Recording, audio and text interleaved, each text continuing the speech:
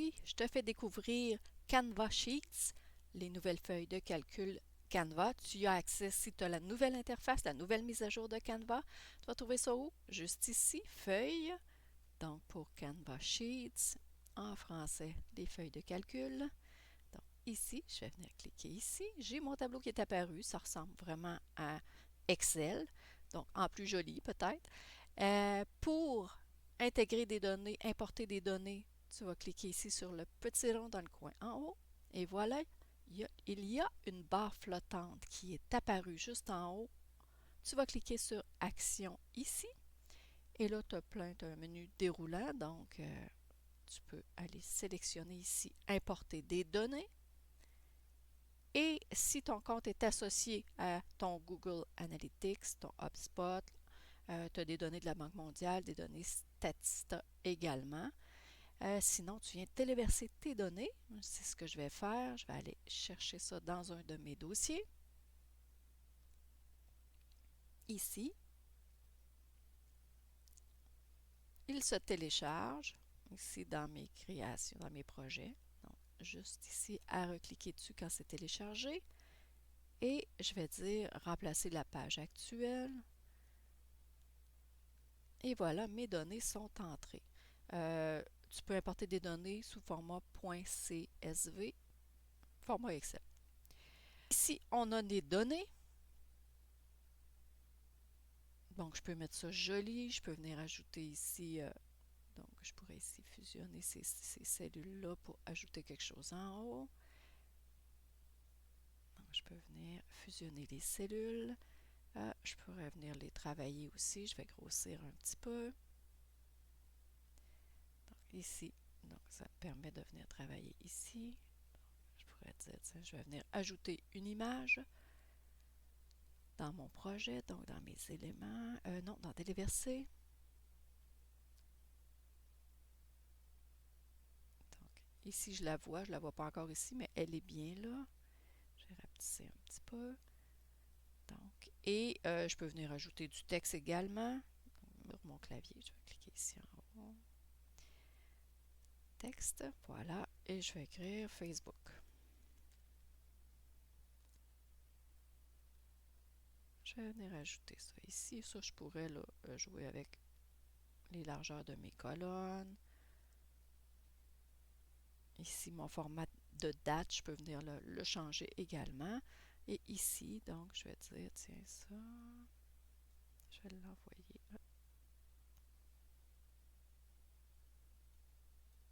à gauche. Mon Facebook, je peux venir le grossir et le changer de couleur si je veux, comme une zone de texte régulière. Bon, et là, je pourrais ajuster les couleurs de chacune de mes colonnes. Et voilà, maintenant, j'ai mes données. Si je reclique sur mon petit cercle ici en haut et je fais Action, je vais aller dans Magic Chart. Je l'ai ici aussi. Magic Chart.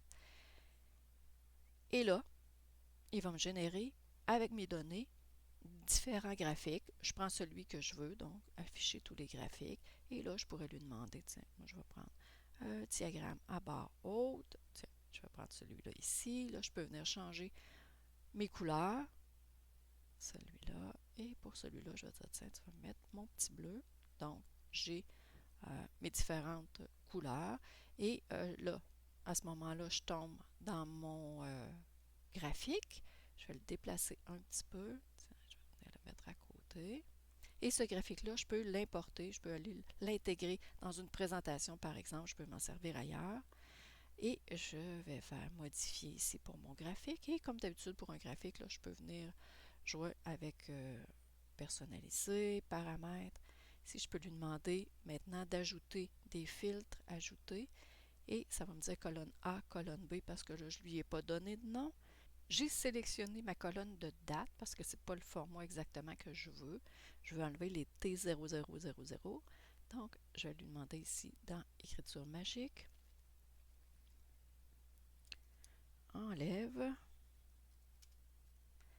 le T00.00.00.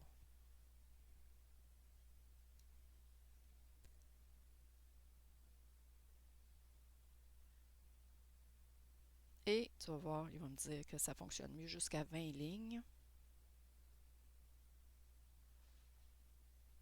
Je vais faire insérer. Et là, je vais recontinuer parce que je vais juste resélectionner à partir d'ici jusqu'en bas. Je vais demander la même chose. Je vais retourner dans Action, Écriture magique. J'espère qu'ils vont arranger ça. Je vais demander la même chose. J'aurais dû copier-coller. Enlève le. Il va me refaire la même chose. Donc, dans Écriture magique. Insérer. Donc, continuer. Là où je lui ai demandé. Il a changé mon format de date. Donc, c'est bien. C'est vraiment le format de date. J'ai mes vues et tout ça. Ici, je peux ajouter des formules. Par exemple, ici, je pourrais venir lui demander, je vais mettre ici, je vais écrire total. Et ici, c'est ma colonne B. Bon, B30. Je vais juste lui dire la colonne B. Je vais aller dans Action. Et là, je vais aller dans Formule. Est-ce que j'ai passé tout droit? Oui, Formule magique, ici. Donc, je lui décris parce que je ne connais pas la formule. Je veux qu'il me fasse le total de la colonne. Donc, total. Non, je vais faire somme de la colonne B. Voilà, Enter. Il va m'écrire la formule. Et la réponse 380 terres. Je vais indiquer insérer dans B33. Je suis bien dans B33. Et voilà, ça fonctionne. La formule fonctionne bien. J'ai le total de ma colonne B. Je ferai la même chose dans C et je peux lui demander différentes choses et même je pourrais lui demander de la différence entre la colonne B et la colonne C, ajouter un autre champ, donc une autre cellule pour ça. Donc ici, j'en ai une qui est déjà faite, celle-là ici, je crois. Oui. J'ai changé un peu les couleurs. Je lui ai indiqué la page Facebook en question et j'ai mes dates, mes couvertures ici.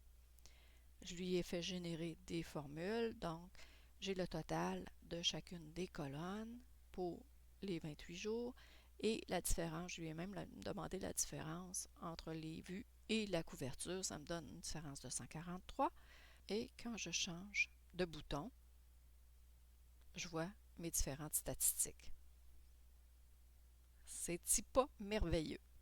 Donc ça permet de faire parler tes données, de faire du storytelling de données. Va t'amuser avec tout ça.